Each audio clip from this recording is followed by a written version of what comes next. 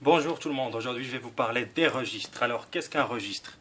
Pour vous expliquer à travers une petite métaphore, imaginons que le texte ou l'extrait que vous avez est une journée. Eh bien le registre serait son climat. Est-ce que c'est un climat paisible? Est-ce que c'est un climat qui suscite la tristesse, la joie? En d'autres termes, le registre c'est la personnalité du texte.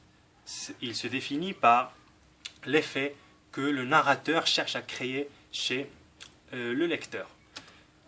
Le premier registre que nous allons voir, c'est le registre épique. Dans un texte où il s'agit du registre épique, vous allez trouver que le narrateur cherche à glorifier un personnage, un héros. Il parle de ses exploits, de sa force, de son courage. Et vous allez trouver qu'il utilise beaucoup de figures de style, notamment l'hyperbole, la figure de l'exagération. Le registre lyrique, c'est l'expression des sentiments, les sentiments de peur, d'amour, de joie, de tristesse. Vous allez trouver que le texte est riche en lexique de l'affectivité et avec la prédominance du pronom « je », la première personne du singulier. Le registre pathétique, je comprends maintenant, je vous demande de m'excuser pour cette image un peu choquante.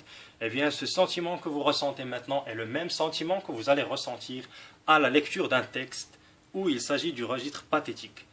Il est riche en lexique du dégoût, de la douleur, et justement on cherche à créer le dégoût et la pitié chez le lecteur. C'est même pas la peine d'expliquer le registre comique, c'est tout ce qui suscite le rire, comme vous pouvez le voir.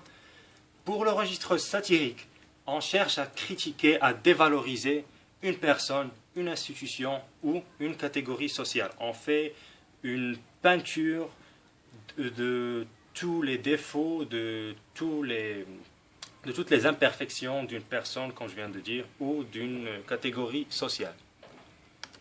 Pour le registre polémique, j'aimerais que vous pensiez à un combat.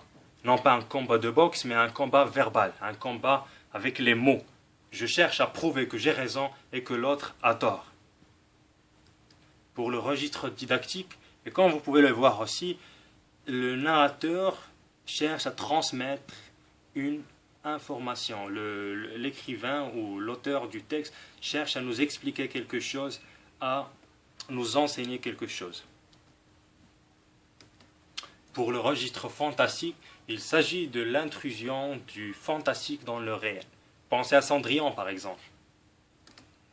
Pour le registre ironique, c'est le fait de dire le contraire de ce qu'on veut faire entendre.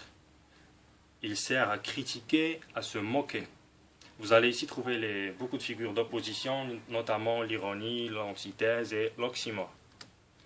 Et en fin de compte, le registre tragique, c'est le personnage face à la fatalité du destin, c'est le personnage face à la mort, c'est la fin triste et tragique de la pièce, du texte ou de l'œuvre en général. J'espère que la passation de votre examen ne sera pas tragique. Si vous avez aimé la vidéo, n'hésitez pas à la partager avec les autres. Je vous dis à très bientôt et je vous souhaite une très bonne chance. Au revoir.